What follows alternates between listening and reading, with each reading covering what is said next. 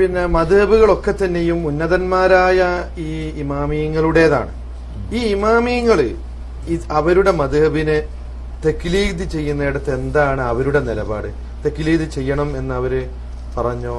അവരാ വിഷയത്തില് എന്ത് വല്ല വിധിയും പറഞ്ഞിട്ടുണ്ടോ? അവരുടെ ശ്രദ്ധയിൽ തങ്ങളുടെ മദ്ഹബിനെ ജനങ്ങൾ തക്ലീദ് ചെയ്യുന്ന ഒരു അവസ്ഥ അവരുടെ ശ്രദ്ധയിൽ വന്നോ? അത് പിന്നെ അവര് തടഞ്ഞോ? നാല് മദ്ഹബിന്റെ ഇമാമുകൾക്ക് ഇതിൽ എന്താണ് അഭിപ്രായം എന്നുള്ളതാണ്. നാല് മദ്ഹബിന്റെ ഇമാമുകൾ അവരെ അന്ധമായി അനുകരിക്കാൻ പറഞ്ഞു എന്നുള്ളതാണ്. ഇത് സത്യത്തിൽ ഞാൻ സുന്നി പ്രസ്ഥാനത്തിൽ നിന്ന് മുജാഹിദ് പ്രസ്ഥാനത്തിലേക്ക്, നമ്മള് നാട്ടിൽ പറയുന്ന സുന്നി, സത്യത്തിൽ സുന്നി എന്ന് പറഞ്ഞാൽ അവരല്ല. സത്യത്തിൽ സലഫി പ്രസ്ഥാനത്തിനായിരുന്നു ആ സുന്നി എന്നുള്ള പേര് കിട്ടേണ്ടിയിരുന്നത്. പക്ഷെ അത് മറ്റുള്ള മേഖലയിലേക്കായി പോയി. അപ്പൊ ഏതായിരുന്നാലും അവര് മുതലക്കുളം എന്ന് പറയുന്നത് പോലെയാണ്. കുളം മുതലില്ലാത്ത മൈതാനിക്ക് മുതലക്കുളം മൈതാനി എന്ന് പറയും പോലെയാണ് അവരുടെ സുന്നി എന്ന് പറയുന്നത്. ആ സുന്നി അല്ല അവിടെ പരാമർശിക്കേണ്ടത്. സത്യത്തിൽ ആ മേഖലയിൽ സമസ്തിയിലായിരിക്കുന്ന കാലത്ത് വളരെ കൃത്യമായി എന്റെ നിരവധി പണ്ഡിതന്മാരോടും സുഹൃത്തുക്കളോടും ഞാൻ ചോദിച്ചതാണ്, ഈ നാല് മദ്ഹബിന്റെ ഇമാമുകളിൽ ഏതെങ്കിലും ഒരു ഇമാമ് അദ്ദേഹത്തെ അന്ധമായി അനുകരിക്കാൻ, തഖ്ലീദ് ചെയ്യാൻ വേണ്ടി പറഞ്ഞിട്ടുണ്ടോ? എന്റെ ചോദ്യമായിരുന്നു. നാല് ഇമാമുകളിൽ ഏതെങ്കിലും ഒരു ഇമാമിനെ തഖ്ലീദ് ചെയ്യാൻ ഏതെങ്കിലും ഒരു ഇമാമ് പറഞ്ഞിട്ടുണ്ടോ? ആ ചോദ്യത്തിന് ഇന്ന് വരെ മറുപടി പറഞ്ഞിട്ടില്ല ആരും. മാത്രമല്ല, അവസാനം എന്റെ നാട്ടിൽ അങ്ങോട്ടും ഇങ്ങോട്ടും ഖണ്ഡന മണ്ഡനങ്ങൾ രൂക്ഷമായി നടന്ന അവസാനം ഉഗ്രവാദി സുന്നികളുടെ മുഖാമുഖം നടന്നു. ആ മുഖാമുഖത്തിൽ ഒരു സുഹൃത്ത് എണീറ്റെന്ന് ചോദിച്ചവരോട്, ഉമർ ഫൈസിയുടെ പ്രഭാഷണങ്ങളിലൊക്കെ കേൾക്കുന്നത് നാല് ഇമാമുകളിൽ ഒരു ഇമാമിനെ അന്ധമായി തഖ്ലീദ് ചെയ്യാൻ അവരിൽ ഏതെങ്കിലും ഒരു ഇമാമ് പറഞ്ഞിട്ടുണ്ടോ എന്ന് ചോദിച്ചപ്പോ മറുപടി അവിടുന്ന് വന്നത് അത് നമുക്ക് മാന്യന്മാരുടെ മുമ്പിൽ പറയാൻ പറ്റുന്ന മറുപടി ആയിരുന്നില്ല. വളരെ വൃത്തികെട്ട ഭാഷയിലുള്ള അനാവശ്യങ്ങളും സഭ്യേതര പ്രയോഗങ്ങളുമായിരുന്നു അവർ നടത്തിയിരുന്നത്. അതിൽ നിന്ന് തന്നെ ആളുകൾക്ക് ബോധ്യമായി ഇങ്ങനൊരു സംഭവമില്ല. പിന്നെ നിങ്ങൾ ആലോചിച്ച് നോക്കുക, നമ്മുടെ നാട്ടിലെ പണ്ഡിതന്മാരോടോ ജിദ്ദയിൽ തന്നെയുള്ള പണ്ഡിതന്മാരോട് പറയാം, 1 കോടി രൂപ ഇനാം പ്രഖ്യാപിക്കാം, നാല് ഇമാമുകളിൽ ഏതെങ്കിലും ഒരു ഇമാമ് അവരെ അന്ധമായി തഖ്ലീദ് ചെയ്യാൻ, അവരുടെ മദ്ഹബ് സ്വീകരിക്കാൻ പറഞ്ഞു എന്ന് ഒരു കിതാബിൽ, ലോകത്ത് മശ്രിഖ് മുതൽ മഗ്രിബ് വരെയുള്ള ഒരു ഗ്രന്ഥത്തിൽ തെളിയിക്കപ്പെട്ട് കഴിഞ്ഞാൽ നമ്മൾ ഒന്നടങ്കം അവര് പറയുന്നത് കേൾക്കാൻ തയ്യാറാണ്. അതായത് എന്നെ തഖ്ലീദ് ചെയ്യണമെന്ന് ഒരു പണ്ഡിതന്മാർ, ഒരു ഇമാമും പറഞ്ഞിട്ടില്ല. അവരുടെ മദ്ഹബ് സ്വീകരിക്കണമെന്ന് ഷാഫിയോ ഹനഫിയോ അംബലിയോ മാലിക്കോ ആരും പറഞ്ഞിട്ടില്ല. അവരുടെ പേരിൽ ഇല്ലാത്ത പരാതി പറയാണ്. എന്നാ പിന്നെ തിരിച്ചുള്ള ചോദ്യം എന്താ വെച്ചാൽ അവരെ തഖ്ലീദ് ചെയ്യാൻ പാടില്ല എന്ന് പറഞ്ഞിട്ടുണ്ടോന്നാ? അബൂ ഹനീഫ ഇമാം വളരെ കൃത്യമായി പറയാണ്, ഹറാമുൻ അലാമൻ ലം യഅരിഫ് ദലീലി അൻ യുഫ്തിയ ബി കലാമീന. എന്റെ പ്രമാണങ്ങൾ, ഞാൻ പറയുന്ന വിഷയങ്ങൾ, ഫത്വകൾക്ക് പ്രമാണങ്ങൾ സ്വീകരിക്കാതെ അബൂ ഹനീഫ പറഞ്ഞു എന്ന് പറഞ്ഞ് എന്നെ അന്ധമായി അനുകരിക്കുന്നത് ഹറാമാണെന്നാണ്. ഹുജ്ജത്തുല്ലാഹിൽ ബാരിയയിൽ ഷാ വലിയുല്ലാഹി ദഹ്ലവി കൃത്യമായി പറയുന്നുണ്ട്. അന്ധമായി അനുകരിക്കുന്നത് പാടില്ല എന്ന് പറഞ്ഞു. അതെ, ഹറാമുൻ അലാമൻ ലം യഅരിഫ് ദലീലി അൻ യുഫ്തിയ ബി കലാമീന. അതായത് അബൂ ഹനീഫയുടെ ഫത്വകൾ, ആ ഫത്വക്ക് അബൂ ഹനീഫ എന്ത് പ്രമാണമാണ് സ്വീകരിച്ചത് എന്ന് നോക്കാതെ അബൂ ഹനീഫ പറഞ്ഞു അതുകൊണ്ട് ഞങ്ങൾ അങ്ങനെ ചെയ്യുന്നു എന്ന് പറയുന്നത് ഹറാമാണ്. അതാണ് അന്ധമായ അനുകരണം. ഹറാമാണെന്ന് അബൂ ഹനീഫ പറയാണ്.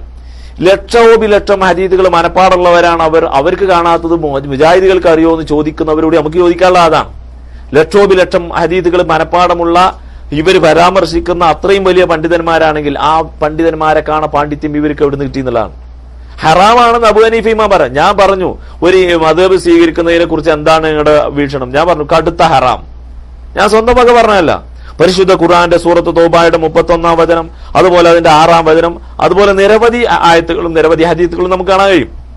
അതുപോലെ ഇപ്പോ അബൂ ഹനീഫ ഇമാം പറയാണ്, അബൂ ഹനീഫ ഇമാം മദ്ഹബിന്റെ ഇമാമുകളിൽ മഹാനവറുകള് ഒന്നാമനാണ്. ഹിജ്റ 80-ൽ ജനിക്കുകയും ഹിജ്റ 150-ൽ മരിക്കുകയും ചെയ്ത മാന്യദേഹമാണ് അദ്ദേഹം, ആദ്യത്തെ ഇമാമ. അദ്ദേഹം പറയണത് ഹറാമാണ്. എന്നാൽ അതുപോലെ തന്നെ ഇമാം മാലിക് റഹ്മത്തുള്ള, ഇമാം മാലിക് റഹ്മത്തുള്ള ഇമാം ഷാഫിയുടെ ഗുരുനാഥനാണ്. ഇമാം മാലിക് റഹ്മത്തുള്ള പറഞ്ഞു, ഒന്നുമില്ലെങ്കിൽ ഷാഫി ഇമാമിന്റെ ഉസ്താദാണല്ലോ, അപ്പൊ അദ്ദേഹത്തിന് പറയാൻ ഷാഫി ഞാൻ എന്റെ ഗുരുനാഥനാണ്, ഞാൻ പറയുന്നത് എനിക്ക് കേൾക്കണം. പക്ഷെ ഇമാം മാലിക് റഹ്മത്തുള്ള പറഞ്ഞെന്താരോ, മാമിൻ അഹദിൻ ഇല്ലാ വഹുവ മഅഖൂദു മിൻ കലാമിഹി വ മർദൂദുൻ അലൈഹി ഇല്ലാ റസൂലുള്ളാഹ്. ഏതൊരു മനുഷ്യന്റെ വാക്കിലും തള്ളേണ്ടതും കൊള്ളേണ്ടതും ഉണ്ടാകും അള്ളാന്റെ റസൂൽ ഒഴികെ. അതുകൊണ്ട് ആരെയും നിങ്ങൾ അന്ധമായി അനുകരിക്കാൻ പാടില്ല എന്നാണ്. മാത്രമല്ല മീസാനുൽ കുബ്രയിലൊക്കെ കാണാം വളരെ കൃത്യമായ പ്രഖ്യാപനം, വകാന റളിയല്ലാഹു അൻഹു ഇദസ്തംബത ഹുക്മൻ യഖൂലു ലി അസ്ഹാബിഹി ഉൻദുറു ഫീ ഫഇന്നഹു ദീനും വമാ മിൻ അഹദിൻ ഇല്ലാ വ മഅഖൂദു മിൻ കലാമിഹി വ മർദൂദുൻ അലൈഹി ഇല്ലാ സാഹിബു ഹാദിഹിർ റൗള. റസൂലുള്ളാഹിന്റെ ഖബറിന്റെ അരികിൽ ഇങ്ങനെ നിന്നിട്ട് ആ റൗളന്റെ അരികിൽ ചെന്നിട്ട് അവിടെ ക്ലാസ് നടന്നുകൊണ്ടിരിക്കുമ്പോ മാലിക് ഇമാം പറയാണ്, ഏതൊരു മനുഷ്യനാണെങ്കിലും ശരി അവന്റെ വാക്കിൽ തള്ളേണ്ടതും കൊള്ളേണ്ടതും ഉണ്ടാകും. ഈ റൗളയുടെ സായിബൊഴികെ എന്ന് പറഞ്ഞാൽ പ്രവാചകന്റെ ഖബറിന്റെയും മിമ്പറിന്റെയും ഇടയിലുള്ള സ്ഥലമാണല്ലോ റൗള. പ്രവാചകന്റെ സാന്നിധ്യം കൊണ്ടാണ് അവിടെ റൗളയാകുന്നത്. അപ്പൊ ഈ റൗളയുടെ സാഹിബ് ഒഴികെ എന്ന് പറഞ്ഞിട്ട് ഇമാം മാലിക് റഹ്മത്തുള്ളാഹി പറയാണ്, റസൂലുള്ളാഹി സ്വല്ലല്ലാഹി അലൈഹി വസല്ലം തങ്ങൾ മാത്രമാണ് തെറ്റ് സംഭവിക്കാത്തവൻ, എല്ലാവരിലും തെറ്റ് സംഭവിക്കും. മാത്രമല്ല അദ്ദേഹം മരിക്കാൻ കിടക്കുമ്പോൾ ഒരിക്കൽ കരയാണ്. അപ്പൊ ആളുകൾ ചോദിച്ചു, എന്തിനാ ഞങ്ങൾ കരയുന്നത്? അപ്പൊ അദ്ദേഹം പറയാണ്, ഞാൻ ഫത്വ കൊടുത്ത ഓരോ ഫത്വക്കും ബദൽ എന്നെ ചാട്ടവാറ് കൊണ്ട് അടിക്കപ്പെട്ടിരുന്നെങ്കിൽ ഞാൻ രക്ഷപ്പെടുമായിരുന്നു. കാരണം വല്ല അബദ്ധവും സംഭവിച്ചിട്ട് നാളെ പരലോകത്ത് ചെല്ലുമ്പോ റസൂലുള്ളാഹിയെ പ്രവാചകൻ പഠിപ്പിക്കാത്ത ശരീഅത്തുമായി ഞാൻ കണ്ടുമുട്ടിയാൽ എനിക്ക് വലിയ ശിക്ഷയാവൂലേ എന്ന് പറഞ്ഞ് കരയാണ്. അങ്ങനെയുള്ള ഇമാം മാലിക് റഹ്മത്തുള്ളാഹി പറയോ അദ്ദേഹത്തെ അന്ധമായി അനുകരിക്കണം? അതുപോലെ ഇമാം ഷാഫി റഹ്മത്തുള്ളാഹി അദ്ദേഹം പറഞ്ഞ എന്താ? നമ്മൾ നേരത്തെ പറഞ്ഞു, ഇദാ സഹൽ ഹദീസ് ഫഹുവ മദ്ഹബി. പ്രമാണങ്ങൾ സ്വഹിയായി കിട്ടിയാൽ അതാണ് എന്റെ മദ്ഹബ്.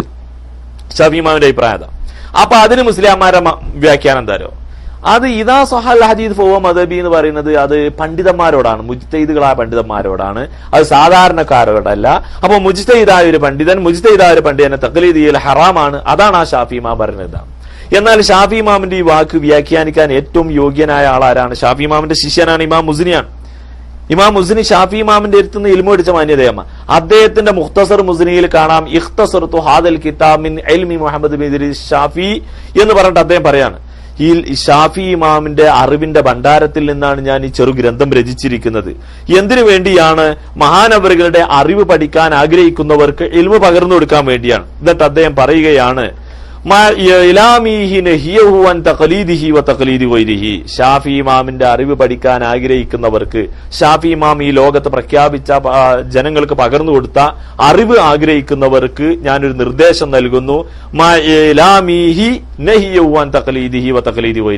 ഷാഫി ഇമാം പ്രത്യേക ഒരു കാര്യം പറഞ്ഞിട്ടുണ്ട്, അദ്ദേഹത്തെ അന്ധമായി അനുകരിക്കരുത്, അദ്ദേഹം അല്ലാത്തവരെയും അന്ധമായി അനുകരിക്കരുത് ഷാഫി ഇമാം പറഞ്ഞിട്ടുണ്ട്.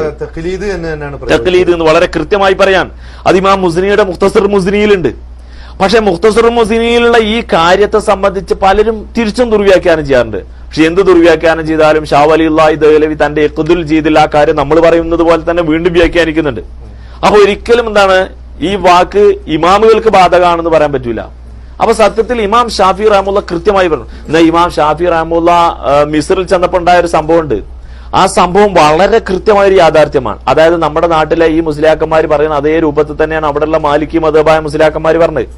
അവര് പറഞ്ഞു ഷാഫി ഇമാം മാലിക്കിന്റെ ശിഷ്യനാണ്, അപ്പൊ മാലിക്കിനെതിരാണ് ഇപ്പൊ പറയാൻ പോകുന്നത്.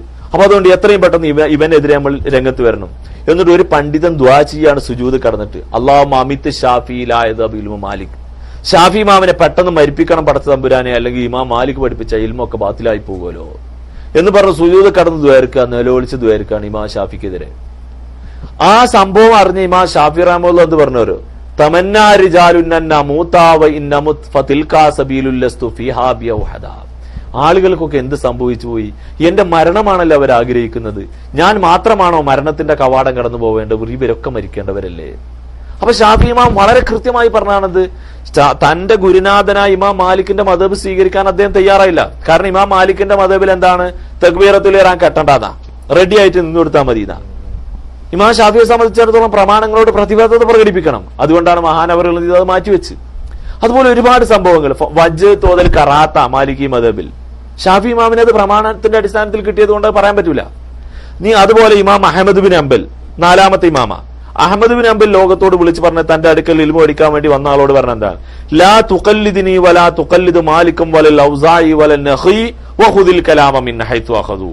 നീ ഒരിക്കലും എന്നെ അന്ധമായി അനുകരിക്കണ്ട, നഖിയെയോ ഔസായിയെയോ മറ്റാരെയും അന്ധമായി അനുകരിക്കണ്ട. നീ പരിശുദ്ധമായ ഇസ്ലാമിന്റെ പ്രമാണങ്ങളോട് നീ പ്രതിബദ്ധത പ്രകടിപ്പിക്കണം എന്ന് ഇമാം അഹമ്മദ് ബിൻ ഹംബൽ പറയാം. അപ്പൊ ഈ 4 ഇമാമുകളും ഇത് കറക്റ്റായിട്ട് കൃത്യമായി ഖണ്ഡിച്ച സംഭവമാണ്. അപ്പൊ നമ്മൾ പറയുന്നത്, ഇവര് പറയുന്നത് തന്നെ, ലക്ഷക്കണക്കായ ഹദീസുകൾ മനപ്പാടമുള്ള ഈ പണ്ഡിതന്മാർ പ്രമാണബദ്ധിതമായി പറയുന്ന കാര്യങ്ങൾ അംഗീകരിച്ചുകൂടെ എന്ന ചോദ്യം തന്നെയാണ് നമുക്കുള്ളത്.